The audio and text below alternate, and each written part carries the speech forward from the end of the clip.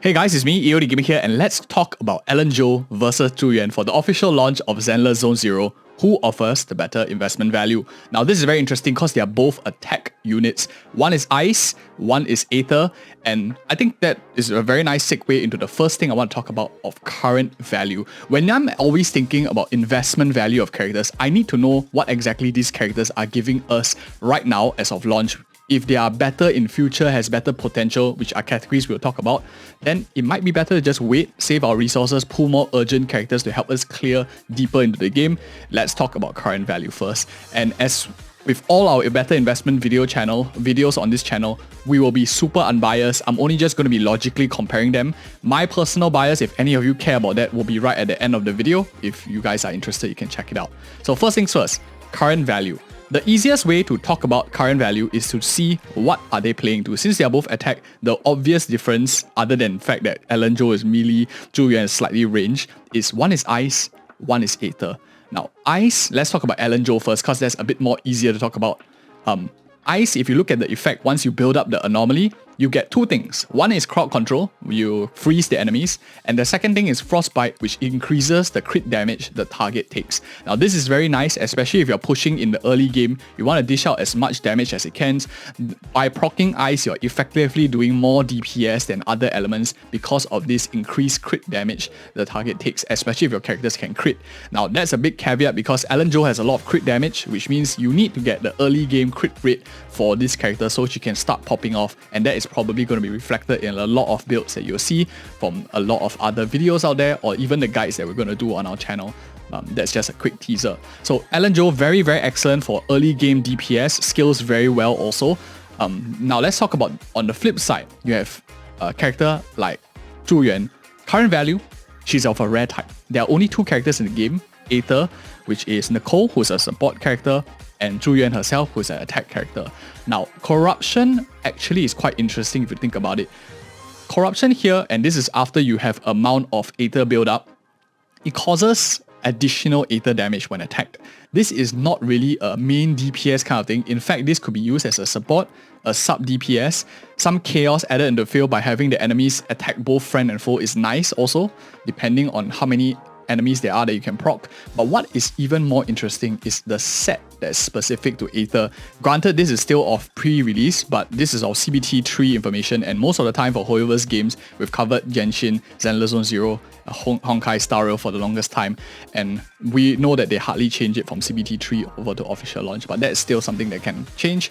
4-piece here, the 2-piece effect is all the same, it's always at elemental 10%, and 4-piece here is whenever a squad member inflicts corruption on the enemy, that enemy takes 18% more damage for 12 seconds. Now, this is the specialist set for corruption. Ice has a set which basically increases the amount of damage they do with basic attack or skills. That is very good and very niche for a main DPS. Whereas a character like Zhu Yuan will be using a set that is kind of supportive in nature. You amp the damage that the enemy gets, so you do slightly more damage, but your teammates can also do slightly more damage. So in terms of current value, I think Zhu Yuan offers a bit more flexibility out of the two of them to switch to a secondary DPS role if the need arises, which theoretically means that she would not be performing as well in the official launch compared to a character like Ellen Zhou, who you can see will do bigger numbers.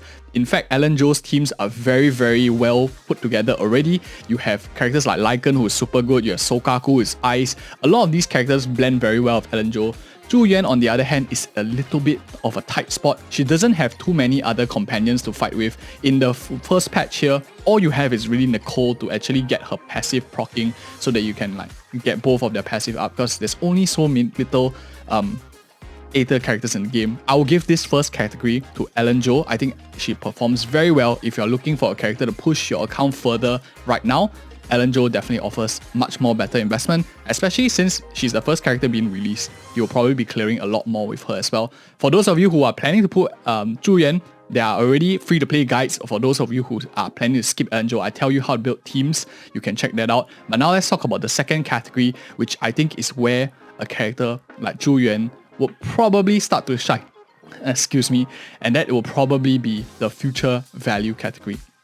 Now, I want to do this in terms of current value, and then now we switch to future value, which talks about trends or in 3 months' time, 4 months' time, short term, the general short term, who is going to outperform? Ellen Jo, if you see the drip marketing that Hoiverse has already done pre-launch, almost all of the characters on her Victoria housekeeping team has already been released. You have Lycan, you have Corin, you have Rena. These are all already characters that are out. So in a sense, Ellen Jo is at her peak at release. This character already has most of the teams being formed, most of the best teams for her are already there. You can have differences in terms of like new ice characters coming out and whatnot, but it could also be the case of power creeping. For example, I know a lot of people want a character like Miyabi. I don't think that Miyabi will form a very nice team with a character, for example, like Ellen Jo.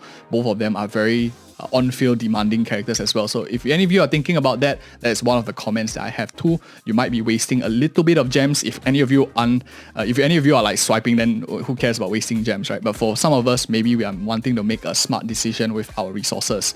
So future value, Ellen Jo definitely will be on a declining factor. Very similar to like in Honkai Star Rail, you have characters like Zila who generally gets power creep. She started off very strong at her best. Ellen Jo is in a similar situation too. Zhu Yuan, on the other hand, is very interesting. She is going to be like Honkai Star Rail people who have followed us on our main channel. She's, in my opinion, a character like Jing Yuan, very more similar to that because her value increases with time, and Jing Yuan has kind of like gotten buffs every single patch thereafter. But Zhu Yuan, similarly, her team has already been drip marketed. If they didn't do that drip marketing of her faction and who are the other characters, I would say this is not really a good enough guesstimation, but they already show that they have done the artwork for all those characters. They likely are testing their kits and preparing them to come in the game, and once you have same faction teams coming in, her team compositions broadens massively, and she can fit very well into a on-field DPS, a sub-DPS, because corruption is so flexible, gives you a little bit more versatility, especially with the sets you can use as well. I think for future value, definitely Zhu Yuan is the one to watch. Out of the two of them, I give it to Zhu Yuan for the second category over here. Now, talking about current value, future value is great, but that doesn't really cover something that is very important, which is alternatives. If you already have a Nike shoe, why do you need to buy an Adidas shoe, even though that Adidas shoe is like way better and stuff like that, or whatever brand that you might be? This is what this section wants to talk about, and that is of alternatives. The biggest drawback to an Ellen Jo team is, do you really need an ice DPS? For those of you who are thinking of building Lycan as a main DPS, although he's of a stun element and not going to be as great as Ellen Jo or Zhu Yuan, who have much better crit damage. Zhu Yuan has higher crit stats. Ellen Jo has a lot of stats in the kit that helps boost her damage. Lycan, on the other hand, is more geared towards stun, but if you are looking just for that freeze aspect, the crowd controlling aspect of freeze, Lycan actually offers you a lot of that, and he's a standard 5-star character. Alternatively, you can run like a double Lycan as well as a Sokaku if you are looking for any ice application on enemy, and maybe run in the last slot like, who knows, Grace or some other attribute anomaly character if you want to proc another element too. So in terms of elemental application and DPS, you actually do have quite a bit of options if you are just looking for ice application. If you are looking for a main DPS at launch, I think Ellen Jo is by number 1 far greater than a lot of the other 5 stars in the game, but I think that at launch, Nekomata actually is very, very competitive, as well as Soldier 11. These two characters are very, very competitive main DPSs, and for those people who are skipping Ellen Jo, you'll likely see a lot of team compositions revolving around these two units as well. If you haven't seen the team compositions for these two, check it out on the channel. I've also free-to-play guides on there on what is my thought process on these units too, if you are liking the content so far. That's for Ellen Jo. That's the competition she has and the alternatives. Whereas for a character like Zhu Yuan, she plays not only against like the other offensive units. I think the two characters that competes mostly with her, other than of course the similar ones that we mentioned, the attack main DPS 5-star limiteds, 5-star standards, will be a character like Nicole, who arguably, if you're looking for a support corruption, Nicole does it better. She does more CC, you have the support gear that you can put on her, which helps buff your team even more. If you're looking for a character that is specific to buffing team and getting the corruption element, I think Nicole is pretty good for that. And she's a free character too. Another character is probably similar in terms of playstyle. It will be Grace. Grace and Zhu Yuan have around the same range in terms of their execution of the playstyle. They're going to be very, very close to each other. Of course, Grace is going to be more focused on anomaly and shock application. Zhu Yuan is a bit more on damage. So there is no character like Zhu Yuan who is just focused on DPS in that same category, maybe Billy to some extent. But still, I think that the alternatives for Zhu Yuan is much lesser, just simply because we don't have too many corruption units in the game that also can do enough DPS. In my opinion, I'll give the alternatives category to Zhu Yuan just because she's of a rarer typing element in nature, and also being of an attack class makes her quite versatile, especially since she's of range typing. A lot of the main DPS you realize are mostly melee characters. The attack class are mostly melee, with the exception of Billy as well. And that brings me to my next part, which I want to talk about potential. Now that we've talked about alternatives, we talk about current future value. This part is talking about Hoyoverse tendencies, and we have been creating content for Genshin Impact, Honkai Star Rail for almost 4 to 5 years already, following the company and their trends. I think we can value add in the direction that Hoyoverse is planning to go, that we generally see in their games. Most of the time, the first character that is being released usually will not fare too well in the long run, which makes a lot of sense. The game sells the best in the short term. Elenjo sells the best. Their rerun, probably by then they might not be that good, and so far from what we've seen, reruns in Honkai Star Rail is about 6 months from the time the character is first released.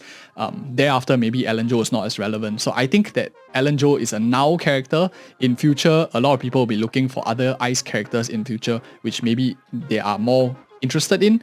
So that's the general trend of how the first banner character is. The second banner actually tends to be quite good for most of the people who are planning to play for a little bit longer term. But the advantage of going for a second banner is you actually have visibility to know what is coming next in the second patch, and it's very Hoyoverse specific. They tend to release information in the last week of the character banner to tell you what are the next patches 2 banners. So if you are thinking of pulling for Zhu Yuan, do wait and see, wait for the next banner, and then you can decide.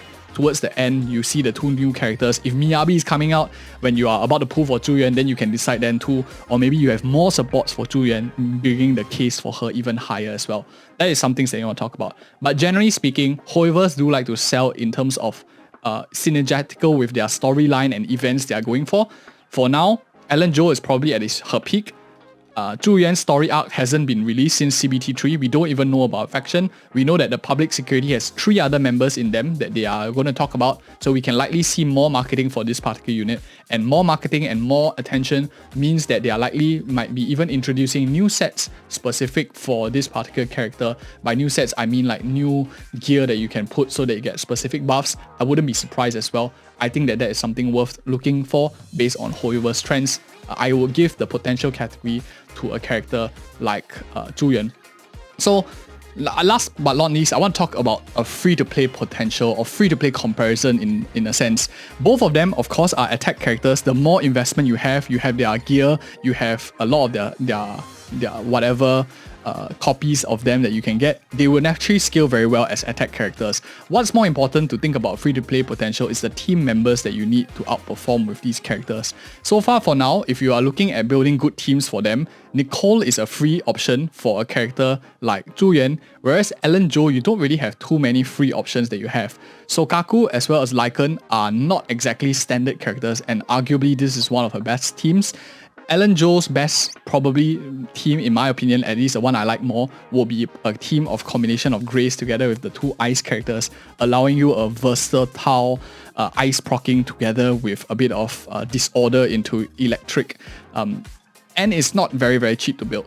Then again, you could just run Elenjo everywhere and then let your other characters just bunga here and there. But if you're talking about team synergy, I think Zhu Yuan offers you a bit more free-to-play synergy. Her teams are not exactly great right now, but with 1 free options checked out of the box, allowing you to run 1 unit in the last slot. Maybe Nekomata, maybe a character, for example, another on-field DPS, you never know. And that is my logical comparison between both of them. I think Zhu Yuan offers slight more free-to-play potential. Elenjo is a little bit more trickier to build, run properly in her best teams. You can notice a difference. But of course, last but not least, let me tell you my personal opinion. I think, in my opinion, comparing both of them together, my personal preference will probably be Elenjo as of time of release, simply because you get the most bang out of buck of this character very early on.